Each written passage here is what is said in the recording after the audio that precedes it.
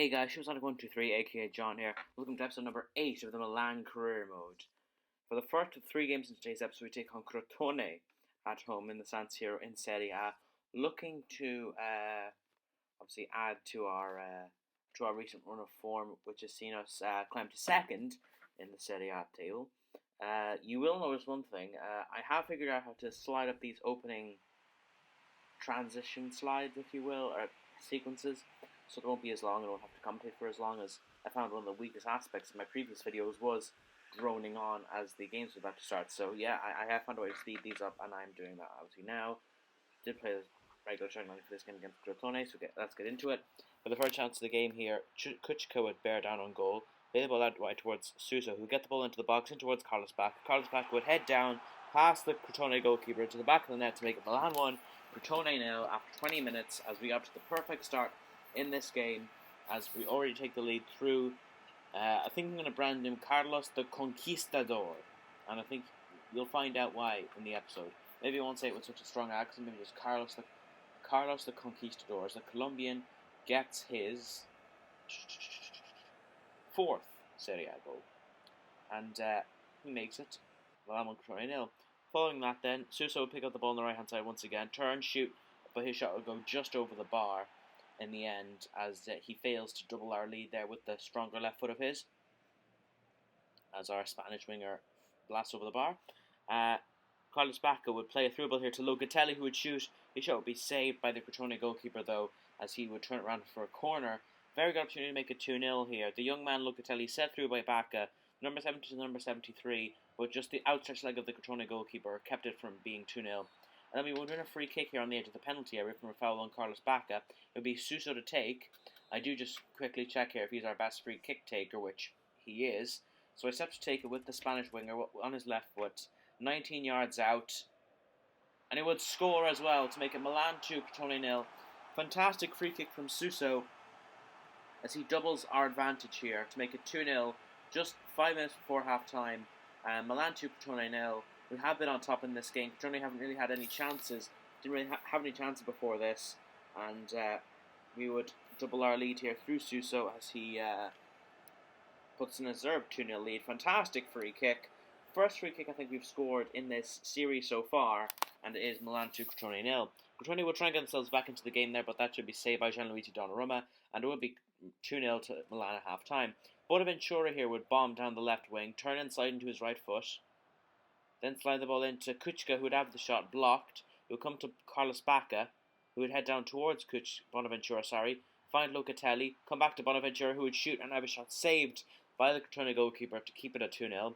The Crotone goalkeeper was having a good game today, despite having let in those 2 goals. He was making a lot of saves to keep his side still in the contest. From this corner though, Suso would swing the ball into the box. It would come to Antonelli, who would take it down.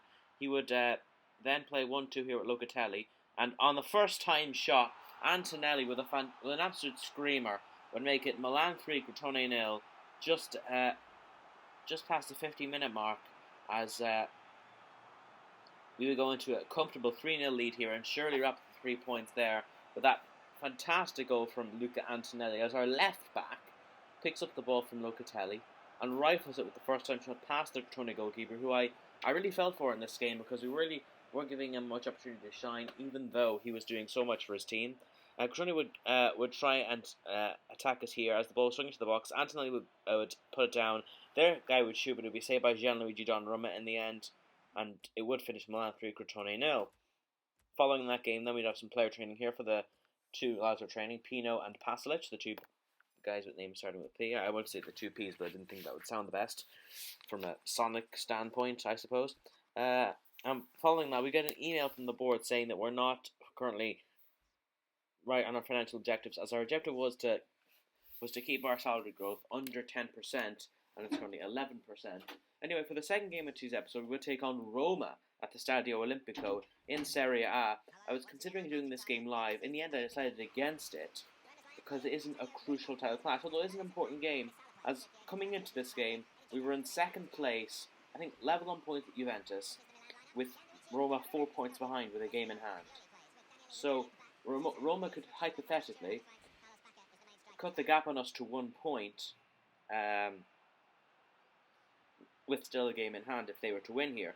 And they would take a very early lead here after 5 minutes as Mohamed Salah would be set through, and he would finish past Gianluigi Donnarumma as the Egyptian winger makes it Roma 1, Milan 0. Terrible defending here, as just drifts past Regani, and the former Chelsea man rifles the ball past Gianluigi Donnarumma to make it 1-0 to the team from Rome, as we suffer a really early setback in this crucial away tie.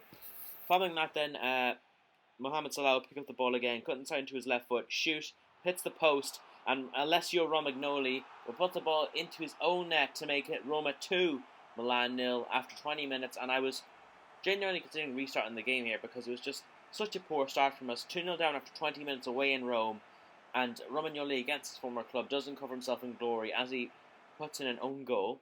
Then we would try and get our comeback here started as Kuchka rifles shot. I decided against restarting the game, by the way, obviously. I decided, no, we'll try and come back from this. We'll see what we can do to try and cut away at Roma's lead and try and get something out of this game, even after a terrible start. So from this throw-in, Suso would find Locatelli. He would give back to Suso. He would try to do the Berber spin, but he would be taken down by Daniele De Rossi, and the Roma captain would give away a penalty and give us a chance to get back into this game after the half-hour mark and give us a chance to potentially getting back into the game before half-time. You know who's going to step up and take it? It's going to be Carlos Bacca up against Alisson, and he scores. Carlos Bacca slots through the penalty into the far corner, picks up the ball. Even though we're only half an hour in, we do get a goal back. Roma 2, Milan 1. As we get ourselves back into this game, we have Roma's lead thanks to Carlos the Conquistador. I think I'm going to dub him that now.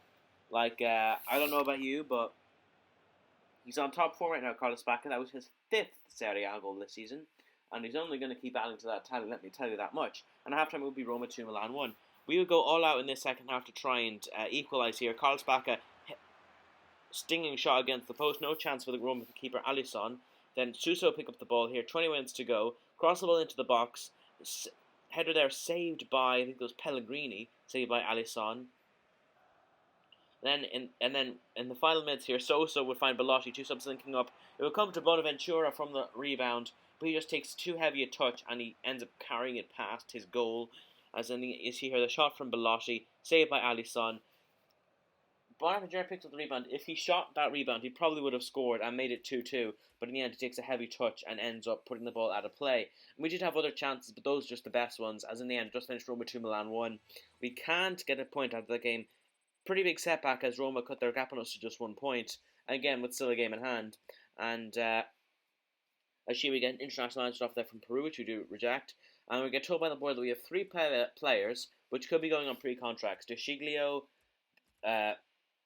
we offered Chilio a contract here, but there was also, I can't actually think, Andrea Poli was another one, and Kazuki Honda.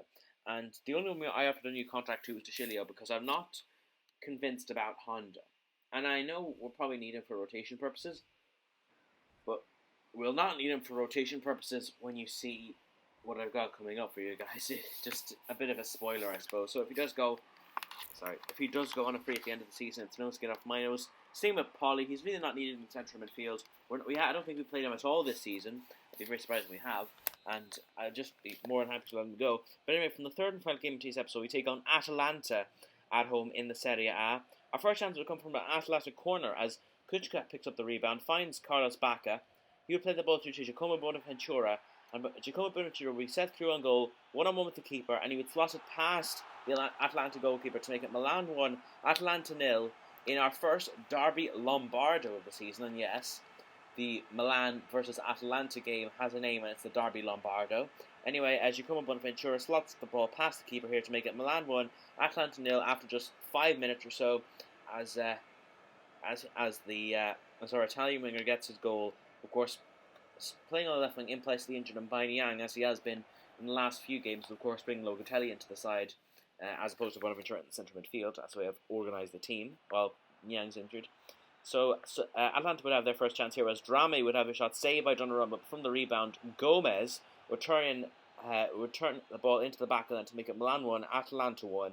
After just 20 minutes, as our lead is decimated, shall we say, our lead is vanquished by this Atalanta goal. As Gianluigi Donnarumma doesn't really cover himself in glory here from this shot. I think it was Drame with the shot on the turn, saved by Donnarumma. To be honest, he couldn't have done much better with the save, but he put it back into the straight in the path of the striker. He didn't really react quick enough for my liking, but in the end, he probably would have saved it anyway, so it doesn't really matter. But it is Milan 1, Atalanta 1, following that goal from Alejandro Gomez. So we try and get our lead back again here as Suso picks up the ball on the left-hand side, comes inside with a step over, plays the ball into Bonaventura, who would go over the bar, but he would be taken down in the process by Grass. Was that his name? Grass or something like that? Grassi, okay. As the number 88 for Atalanta takes down our Spanish winger as he gives away a penalty for his side. And we have the chance to retake the lead here in the Derby Lombardo through Carlos Bacca. You know the drill at this point. He slots the ball into the back of the net, sends the keeper the wrong way, goes on his knees and prays to above as his signature celebration. He makes it Milan 2, Atalanta 1. Carlos the Conquistador is back again. He was back in this episode.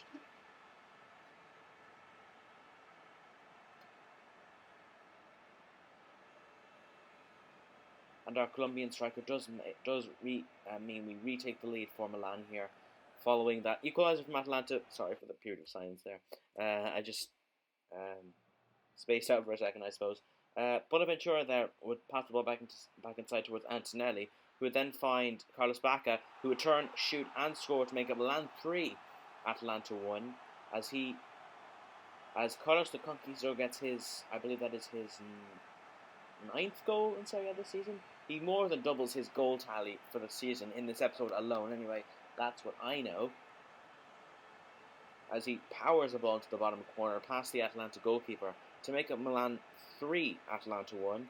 As the Derby Lombardo looks to be going as if we're going to get all 3 points. It is his 7th goal in Serie A this season. I was a bit mistaken. We pick up the ball here, play in Suso, who would shoot and score to make it 4-1 to Milan. As we wrap up the 3 points in style just before the 90-minute mark in the last few minutes of the game. Those are the last few minutes of the game. I can't tell if that's 64 or 84 in the scoreboard. Anyway, Bacca does find Suso, so he gets himself an assist on top of his 2 goals to make it 4-1 to Milan. Just as easy as that from Suso. Slots the ball past the keeper. It's really been a really easy day for Milan, which is good following that disappointing defeat to Roma in the week. Or was it? Well, it was before this game anyway. I just finished Milan 4, Atalanta 1. Following that game, then we do have some more player training, and that is more or less that for today's episode. Unfortunately for us, while we were playing Atalanta, Roma beat Juventus. So that means that any ground we lost on Juventus by losing to Roma is now gone. And we are now level 1 points with Juventus. We're also level 1 point ahead of Roma, who have a game in hand, and we were 1 point ahead of Napoli with the same games played. So it looks like 4 main challenges for the title as things stand. But that's subject to change. So that brings to an end our latest episode of the Milan Career Mode. Make sure to like, comment, subscribe if you enjoyed. The next episode we take on Bologna and Cagliari and Atalanta again in the Cup. So we'll see you for that, and goodbye.